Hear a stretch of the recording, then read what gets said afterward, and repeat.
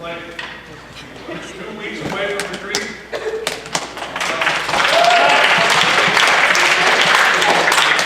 But the compliment is like, why am I clapping? I have no idea what's going on. Retreat, trust me, is a highlight of this entire experience. And the mentors working hard to make sure that this could be the best retreat ever, especially for you. So look forward to that. This will be a great weekend. In a week. Couple announcements. December 13th and 14th, I want to tell you now, we're calling on all the confirmands, all the mentors, everybody. Is we have probably, well, not probably, we have overextended ourselves in our ministry opportunities and being gracious and saying, yes, we are going to be working at a toy workshop, but that's just a couple of people. But the big ones are the cookie cupboard on Friday night and Saturday, and the food distribution on Friday and Saturday. So you can kind of clear in your minds or actually in your phones, on your schedule, Friday, December 13th and Saturday, December 14th. We really need all hands on deck for those 2 days. So try to keep those clear in your mind, or you can put it in your phone if you like. But I'm actually telling you, you can take your phone out and put it in there now if you want. And as soon as you put that date in your phone, put it away. The November 30th, however, is our football day. Flag football is at 9 o'clock in the morning. It'll be at Southampton Middle School, just in the field there to the left of the school. Come play flag football. It's girls, guys, it'll be middle school, high school, everybody, and your parents. It's a whole family day, family experience. So please come out and participate. And then right after that, you come back to the church. We're going to have, we have 3 donated very large turkeys. 2 we are going to deep fry. 1 we're going to actually cook and bake, I guess. Because some of you are complaining, well, we want a big turkey. With pansies, we're going to have a baked turkey. Deep fry, in my opinion, is the best. This is my opinion. Because since I'm actually doing the cooking, I get to shoot. So, and Scott Robertson's been on the side. We're just asking you to bring the dessert. So I told you to bring it. And that same evening, it's a busy day, at 6 or 7 o'clock-ish, we are going to have a bonfire up at the homestead. Try to make it really big.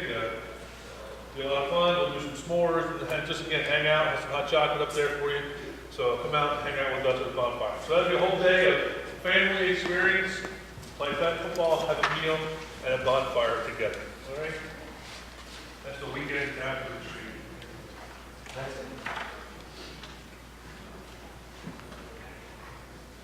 I'll be brief today, because I think it's similar to what I've talked about if you've been in Ignite Worship. This whole religion versus faith. You know, the idea of being religious. Can you be religious about cleaning your room? I mean, just talk about different ways that word is used.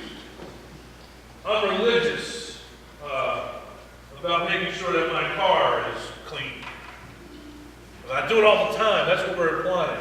That's just a regimen that I have. I'm religious about it. That's one connotation of the word.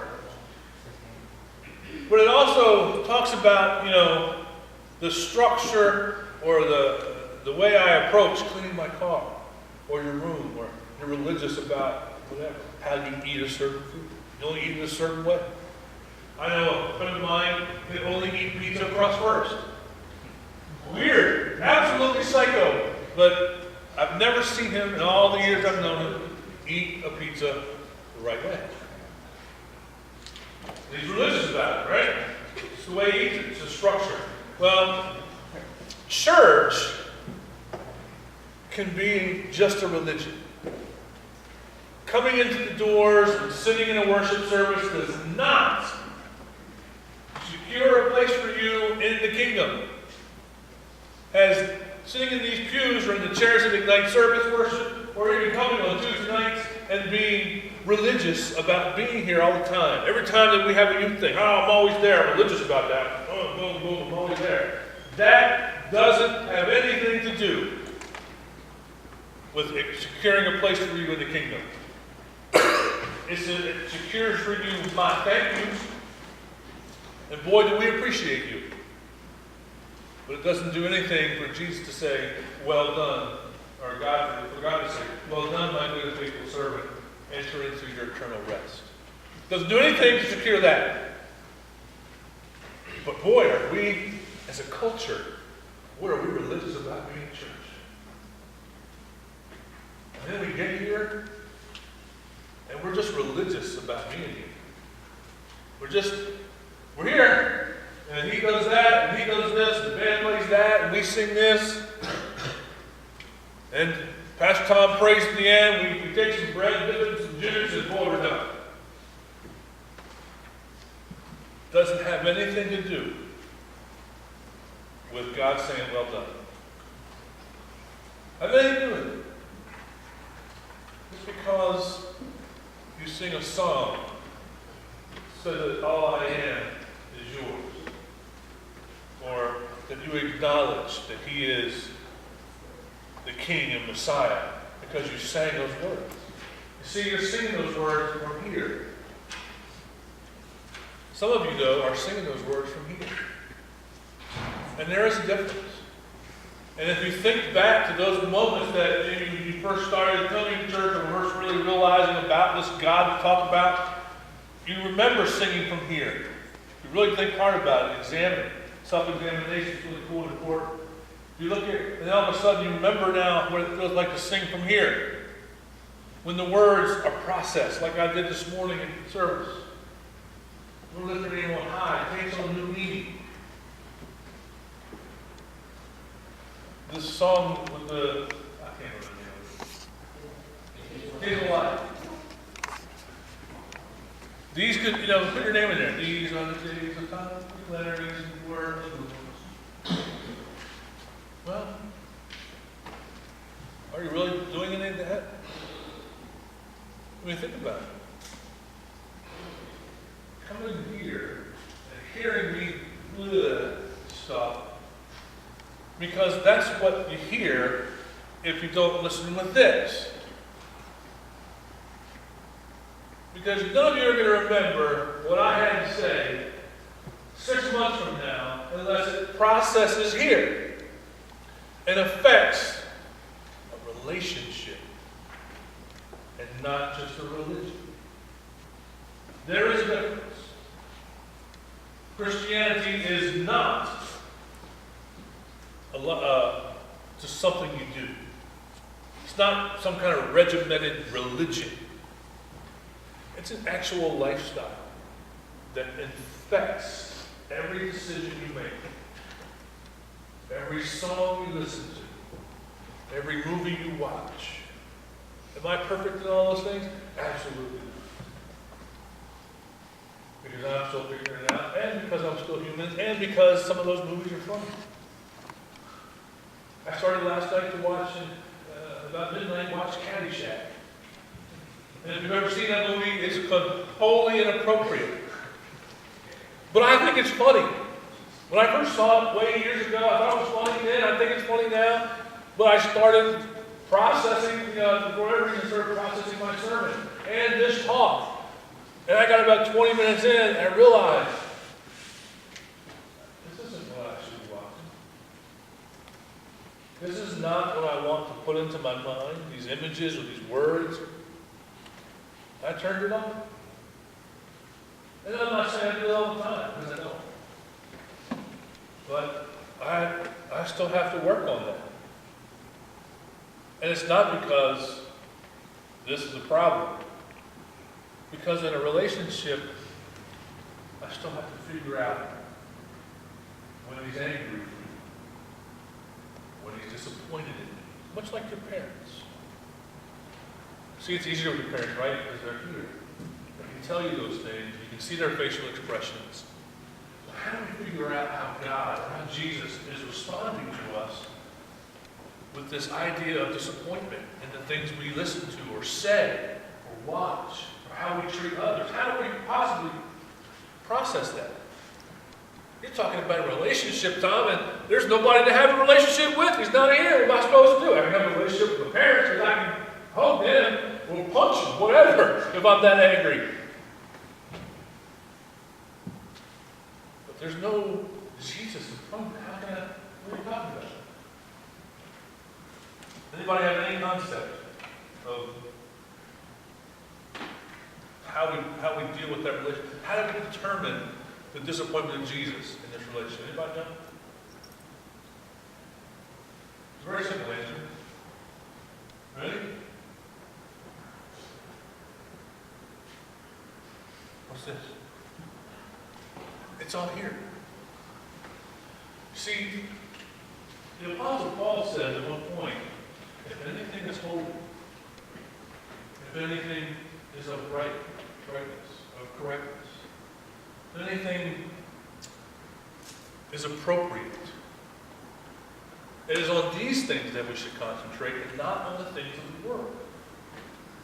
So, as I'm watching something that,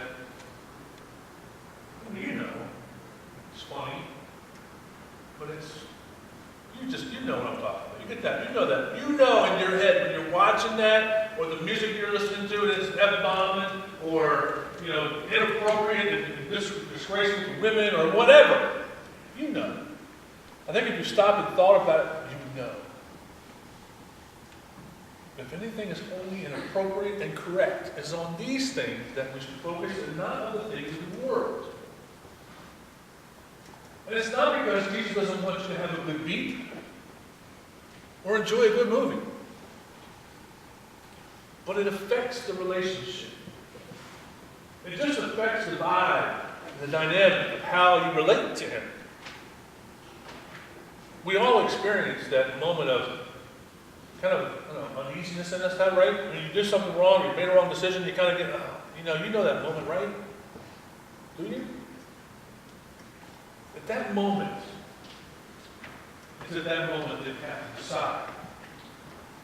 Am I going to do it again? And I don't really care. And you disregard that feeling? Or is it, well, let me figure out why this feeling is happening and try to change slightly my behavior or my decision making so that I can be more pleasing to Him. It's really what it's about. That's how you figure it out. Otherwise, as you make a decision to be confirmed or not, it's just a religion. In a few weeks or a couple months after we finish this, you're going to stand up here, and the question is it just a religious act? Is it just something that you just do because it's expected? Is it something that you do because my family's always done it? Or is it a covenant decision that something in here is different? And that I trust all the things that you have taught me about Him, I have begun to realize. And when I stand up here and say to this congregation, to everyone in front of and under the cross, which is behind the screen, that I will live my life for Jesus. And I'm going to do my best to do those things that are holy, right, and correct. See, otherwise, just being up here, confirmation Sunday, it's just a religion. It's just a religious act.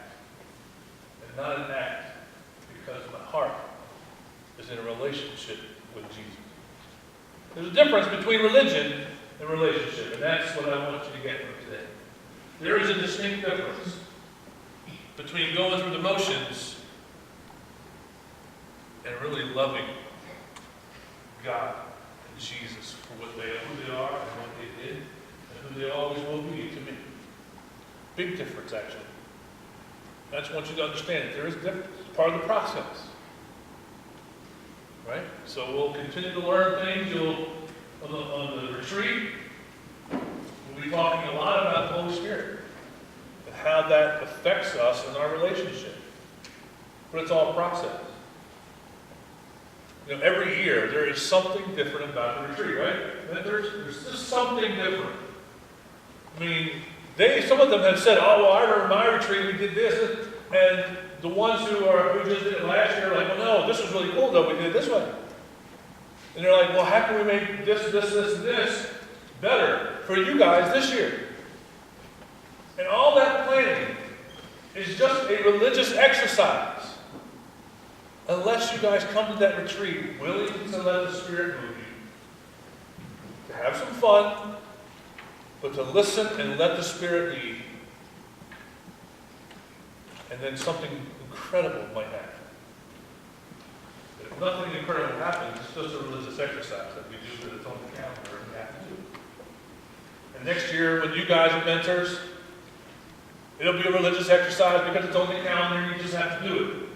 Unless you anticipate. Like I said at the Ignite this morning, unless you anticipate that wow moment. So I encourage you to come to the retreat with your heart open, expecting something. If you come with it closed-minded, and have no expectations, that's exactly what you're going to get. And it's just a religious exercise. I'm just encouraging you to check this relationship thing out.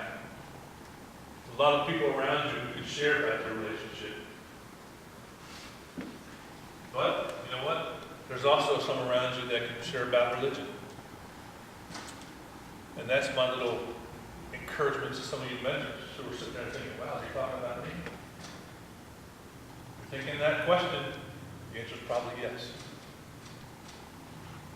But if you answer that question, no, I'm good. My relationship is in progress. I'm working on it.